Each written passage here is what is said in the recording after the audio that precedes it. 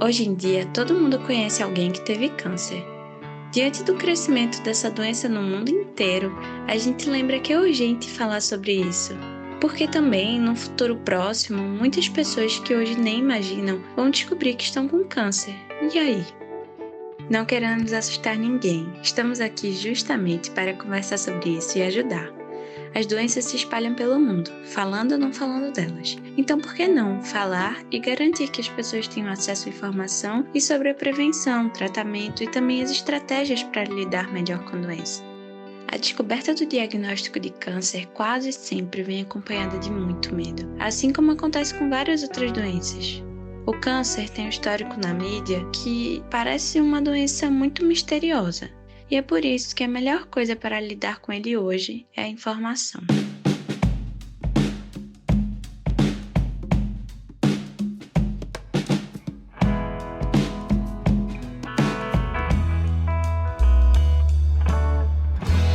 Olá, eu sou Helena Portilho e apresento a primeira temporada de podcasts do Além da Cura.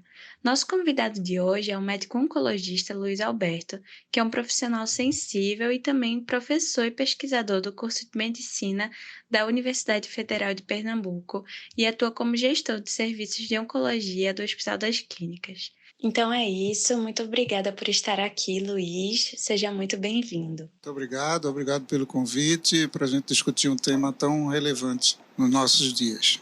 Notamos que os casos de câncer estão crescendo ao comparar o relatório do GlobalCan de 2012 com o de 2018. O relatório aponta o aumento de 28% na incidência do câncer e de 17% nos casos de morte no mundo.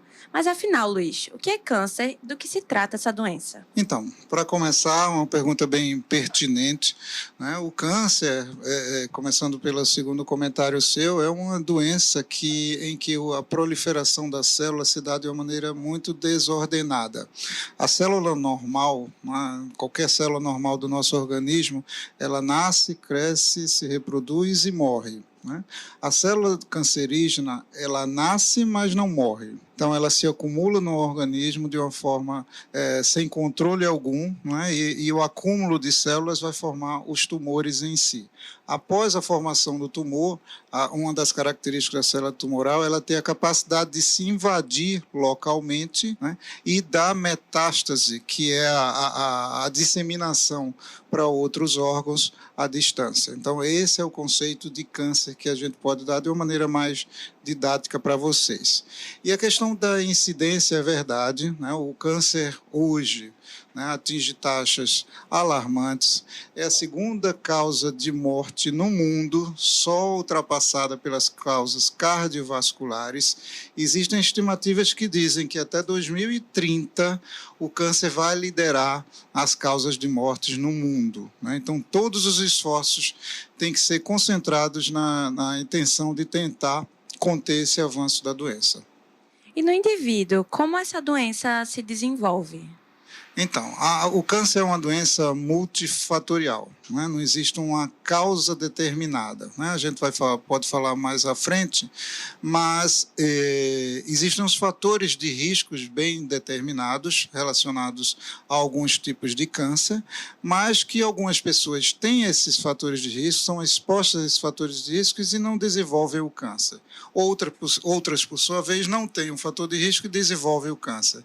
Então, tem uma caixinha preta ainda que precisa ser aberta, com muitas respostas ainda não elucidadas em relação ao câncer em si. E, doutor Luiz, quais são esses fatores de risco? Bom, e aí, para a gente falar em fatores de risco relacionados ao câncer, existem, para determinados tipos de câncer, existem uns fatores de riscos mais determinados. Mas falando de uma maneira geral, o câncer como um todo, a obesidade, nós sabemos que é um fator de risco para câncer, câncer de pâncreas, câncer de mama, câncer de intestino. O fumo é uma das causas mais determinadas de câncer, não só de pulmão, mas todo câncer de cabeça e pescoço, língua, cavidade oral, bexiga, rim. E mais recentemente, Helena, um dado bastante curioso e que a gente deve sempre passar para a sociedade é a relação da carne vermelha. A carne vermelha, recentemente, há 2, 3 anos atrás, foi considerada pela Organização Mundial de Saúde como um fator de risco que se iguala à potência do fumo em causar câncer. Então, é algo que precisa ser muito bem disseminado, esse fator de risco. Associado a isso, sedentarismo também está bem relacionado, alimentação, a determinados tipos de alimentos e predisposição individual. Então, existe até 20% dos casos são provocados por transmissão hereditária de algum gene que foi transmitido dos pais para o filho. Luiz, quando o Além da Cura entrevistou Alexandra Mesquita em 2015 aqui em Recife, ela relatou que quando descobriu o câncer começou a se perguntar por que eu tão nova? Então, devido ao estigma, muitas pessoas ficam espantadas como quando uma jovem recebe esse diagnóstico de câncer. E afinal, qual é a relação entre idade e câncer? É um outro fator que temos visto, principalmente na última década, um aumento de pacientes jovens com câncer. E quando eu falo jovens, é muito jovens mesmo. Por exemplo, o câncer de estômago, que frequentemente começa a aumentar a chance, a prevalência dessa neoplasia a partir dos 50 anos. Nós já tivemos aqui no Hospital das Clínicas pacientes com 20 anos com câncer de estômago, e não só de estômago, como de mama, como de intestino, e são pacientes que não têm uma transmissão hereditária, como eu falei anteriormente.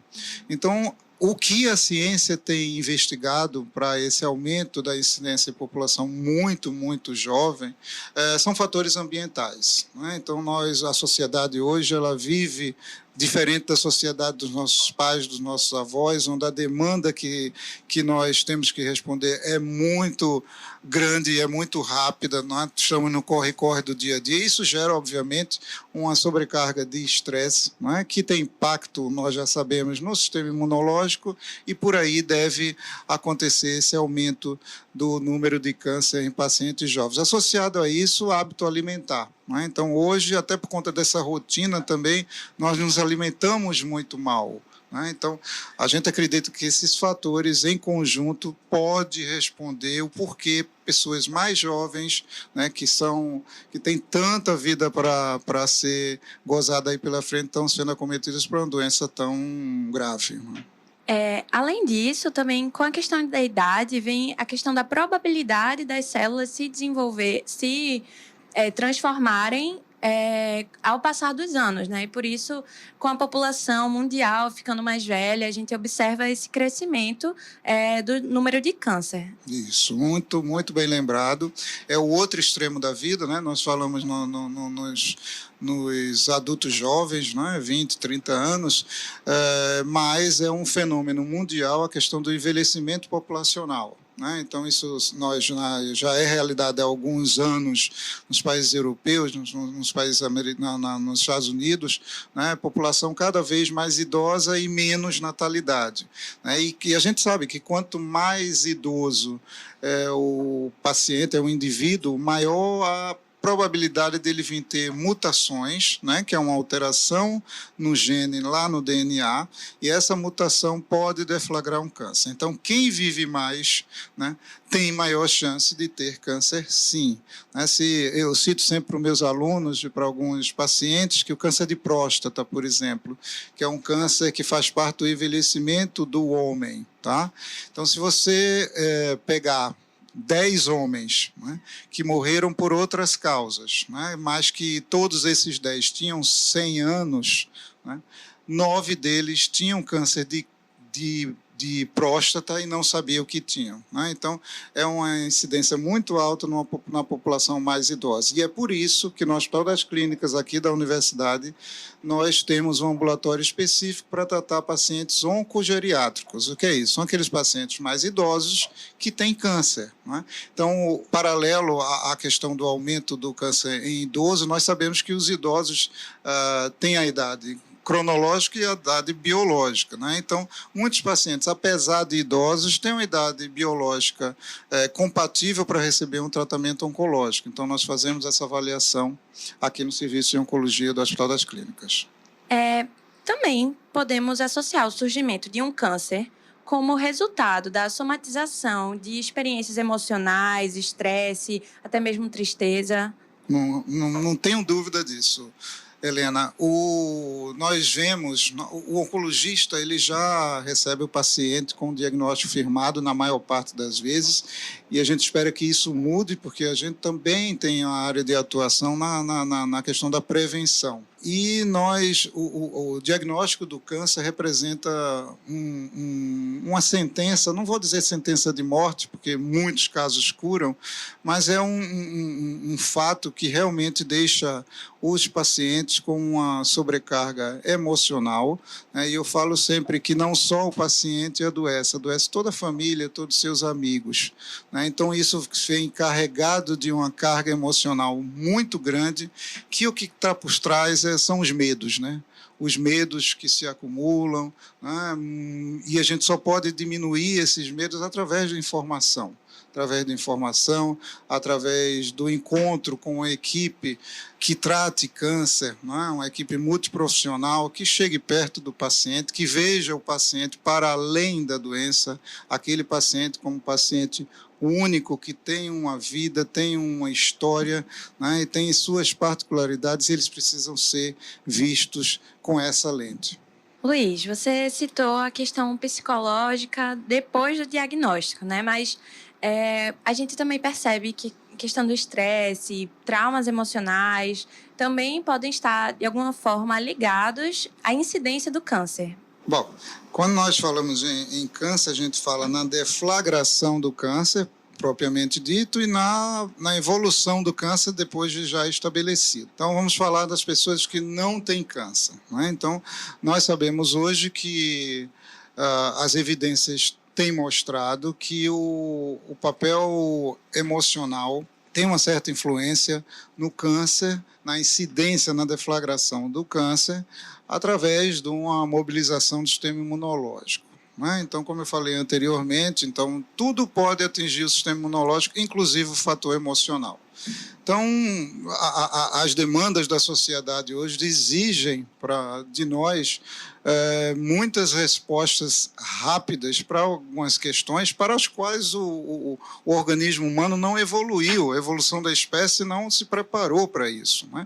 Então, hoje nós temos que nos desdobrar em 10 num dia só para fazer 100 tarefas, né? Então, isso tem uma sobrecarga de hormônios, de estresse na circulação, que tem impacto, sem dúvida alguma, no sistema imunológico e, por consequente, na incidência de câncer. Além disso, nós observamos que indivíduos que têm um comportamento mais pessimista diante da vida, né? Ou que não valoriza as pequenas coisas da vida, um bate-papo aqui como esse, ou uma praia, uma lua que ontem estava maravilhosa, né? Então, isso tudo deve fazer parte também desse contexto, né? Então, um bom amigo, uma boa família, um bom livro, qualquer forma de prazer que lhe dê prazer, isso é fundamental para manter a saúde física e mental. E saúde mental hoje é um problema que assola, é uma doença do mundo, né? E que tem despertado grande preocupação em toda a comunidade científica. A gente falou aqui sobre o diagnóstico e um pouco da importância da prevenção, né? Você pode explicar por que é importante diagnosticar o câncer na fase inicial? Então, o câncer diagnosticado na fase inicial, ele pode ter uma taxa de cura acima de 90%, 95%, a depender do câncer, né? Então, a detecção precoce é fundamental para você estabelecer a chance de sobrevivência daquele paciente. Obviamente, existem outros valores, outros fatores para além da idade e tal, mas a detecção precoce tem a ver com a prevenção primária, né? Prevenção primária é aquele paciente ou aquele indivíduo, né? Não estamos falando de paciente, que nunca teve um câncer, né? Então, a prevenção primária é você estabelecer, excluir de sua vida aqueles fatores de risco que nós mencionamos aqui, né?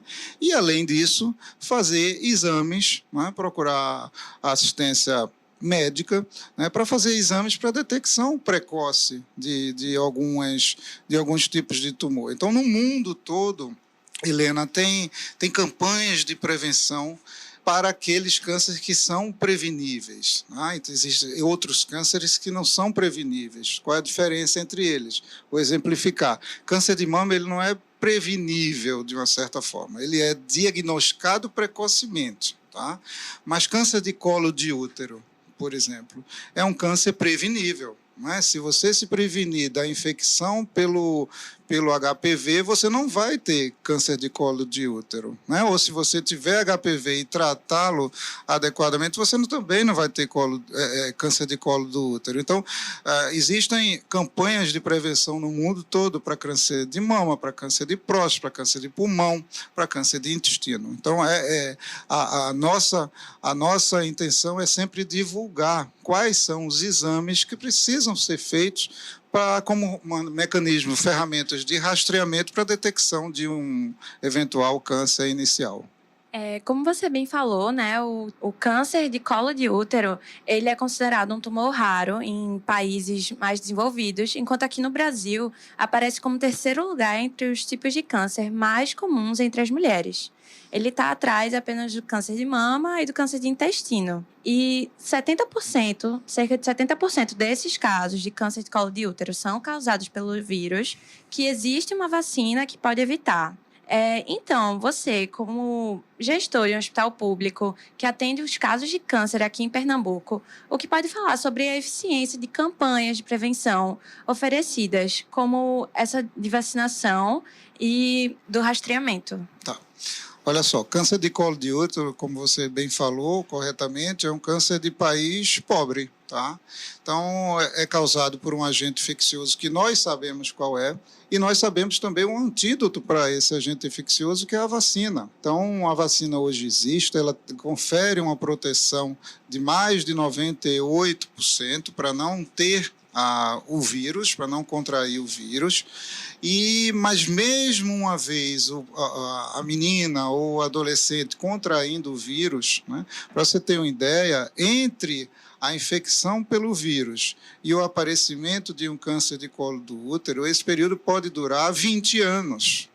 Ou seja, o serviço público ele poderia detectar nesses 20 anos, né, se houvesse uma campanha de prevenção ostensiva, a infecção antes mesmo de detectar o câncer. Então, e somado a isso, nós temos uma realidade triste, que é que a maioria das pacientes que nós atendemos, pelo menos aqui no serviço público, ela é diagnosticada em estágios avançados, tá? Já com complicação renal, já com sangramento, o que, obviamente, diminui a chance de cura e a qualidade de vida daquela mulher é muito comprometida também. Então, existe realmente uma falência dos serviços públicos para suprir a sociedade com as melhores campanhas de prevenção e execução de políticas públicas que tentem diminuir, né, e estender todo esse benefício, por exemplo, da vacina para todas as mulheres do Brasil, independente de sua classe social. Quando falamos sobre a prevenção, algumas pessoas acham que quem está enfrentando a doença poderia ter evitado. Então, o diagnóstico pode ser ainda mais difícil devido ao preconceito e estigma sobre a pessoa com câncer. Como podemos deixar claro que o câncer hoje é uma questão de saúde pública mundial e tirar o peso da culpa de quem é vítima? Então, uma vez diagnosticado o câncer de qualquer tipo de câncer, né, mesmo sabendo os fatores de risco, eu falei no início que mesmo diante de fatores de risco, pode ser que não tenhamos câncer, tá? Mas uma vez diagnosticado com câncer, não adianta olhar mais para trás. Agora é olhar a sua realidade e o que você quer para o futuro, tá? E se esconder, muitas vezes, não é a melhor estratégia, nem para o próprio paciente, nem para a família. E por que eu digo isso? O isolamento do paciente, né, é muito ruim para a saúde mental dele. né? Então, eu digo sempre que quando o paciente tem câncer, né, se abrem outras portas para ele, né? Ele passa a ver algumas questões da vida que ele não via antes, né? O valor de uma amizade, o valor de um filho, ou a atenção de um pai que não estava sendo muito dada ao filho. Então, tudo isso, todo esse aspecto emocional, o paciente se acomete no primeiro momento, mas é preciso um apoio terapêutico, um apoio psicológico, não é? Tanto do paciente como da família em si. Tá? E não tratar o paciente como um coitadinho. Ele é um paciente que está acometido com um problema naquele momento e que aquele problema pode ser sanado. Tá? E o que a gente sempre espera é que depois de um câncer o paciente tenha algumas lições para a sua vida pessoal, de valorizar a sua vida, o seu ambiente, sua família, seus amigos, seu trabalho. Luiz, estamos encerrando o nosso encontro. Você quer acrescentar alguma informação, deixar alguma mensagem? Bom, eu queria dizer que ter um diagnóstico de câncer não é sentença de morte alguma. Muito pelo contrário, tá? É a chance que você tem de curar, se você detectar precocemente. E mesmo que você não detecte precocemente, a vida também não se encerra por aí, né? Hoje a medicina dispõe de várias ferramentas, tanto em termos de diagnóstico como de tratamento, que garante, mesmo naquelas que são incuráveis, uma sobrevida acima de 5 anos, a depender do tipo de tumor, da medicação empregada e com qualidade de vida. Então, tem que ser enfrentado e de cara a cara, o paciente e o tumor, né, e a família participando, a equipe médica que é fundamental. Quando eu falo equipe médica, é toda uma equipe multiprofissional, né, com o apoio, vendo o paciente como um ser individualizado que precisa ser tratado dentro das suas peculiaridades. Então, eu queria deixar uma mensagem de otimismo em relação ao câncer, a despeito de tantas notícias que nós temos acesso, mas dizer que vamos sempre à procure uma assistência médica, um médico de família, um médico que está de atenção básica, saber quais são os exames de prevenção que vocês devem fazer e se detectar um câncer na família, vamos enfrentá-lo, vamos cavar, vamos atrás de assistência e apoio, porque a vida continua. E o episódio de hoje fica por aqui. Se você gostou, compartilhe com a sua família e com seus amigos. Essa é uma ótima forma de apoiar o nosso trabalho. E você sabia que produzimos conteúdo para as redes sociais sobre saúde da mulher? Aproveita para seguir a gente lá no Instagram e no Facebook, você nos encontra como @além-da-cura. Eu também te convido para ouvir os nossos outros episódios do podcast e para entrar no nosso site. Lá você pode fazer uma doação espontânea e nos ajudar a continuar o nosso trabalho. É o www.alemdacura.com. Estamos com o nosso documentário longa-metragem ainda em fase de produção e por isso toda ajuda é muito bem-vinda. É isso, nos ajude a continuar levando informação e ajudando quem precisa. Essa primeira temporada foi apresentada e produzida por mim, Helena Portilho, com a colaboração de Bruna Monteiro e edição sonora de Bruno Silva. Esse episódio foi gravado ao vivo e fez parte da programação da Rádio Universitária Paulo Freire 820 AM em outubro de 2019. Um beijo e até a próxima. Vamos além!